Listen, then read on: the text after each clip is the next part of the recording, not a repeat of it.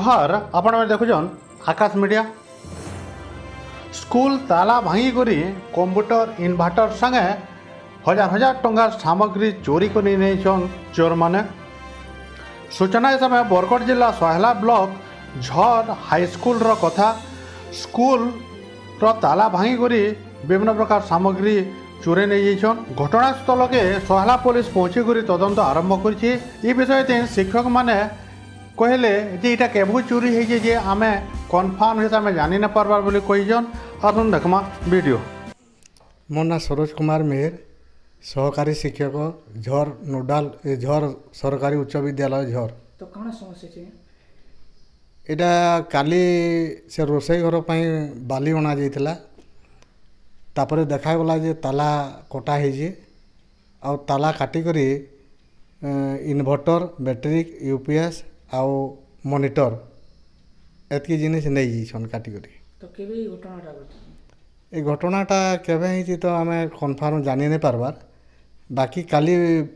जेते बेला आसी करी देखलु ताला कटा हिची एनी करी काके अभियोग करले न। हाँ सोहला थाना के जाइथिलु आमे प्रधान शिक्षक जे यादे वर्तमान अछन सुदाम साहू चेयरमैन तुलसीराम मेहर सहकारी शिक्षक रामचंद्र साहू मुना सार एंदा करी समस्त शिक्षक माने आमे जाइथिलु आ अभियोग कइछु जे चोरी हिची बोली पाखापाखि केते टंकार सामान चोरी पाखापाखि 40,000 खणे एंदा घटना और इटा फास्ट की और आगरो एंता आगरो आउ तीन इरा 4 नंबर थर हला आगरो 35 मीटर वायर चुरई थिले इन्वर्टर चुरई थिले आमर जुड़े कैंपस अच्छे 2 कैंपस रो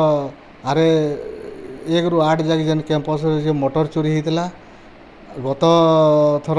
8 पैकेट चौल चोरी होता इटा इटा 4 नंबर थर चोरी है स्कूल रे। तो